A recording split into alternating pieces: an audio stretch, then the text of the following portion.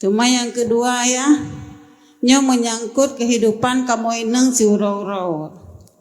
Si draw anu maya itu mayang.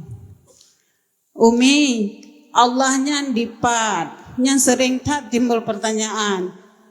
Jadi untuk salah-salah kamu suut kibang cara kamu suut ayah. Karena sering tak pertanyaan lagi rupa dari ane umian. Allah kiban dan pat gonyan. Nyan manteng ayah, terima kasih. Nyan kan umit meno jita Jawa. Tinggal ada tamit tekana ilmu, tamit ilmu le, watakana ilmu kata doa. Mesti tanya salah satu jawapan ji yang boleh tepat Allah.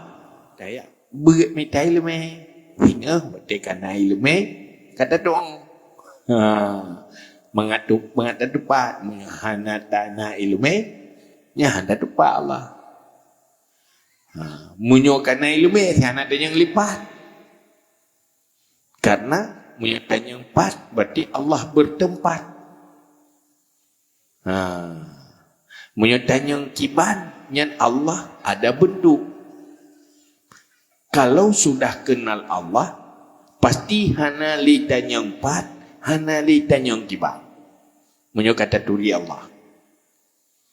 Menyo mantang tanya kepada hila Allah, yang kalau turi Allah.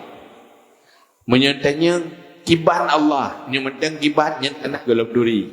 Menyo katuri Allah dengan ketauhidan tidak akan bertanya di mana dan bagaimana. Karena di mana dan bagaimana nyan adalah spesifik makhluk. Nanti yang di ni. Lagi menuju Iran karena turi gelahnya turi. Doa gelah kan?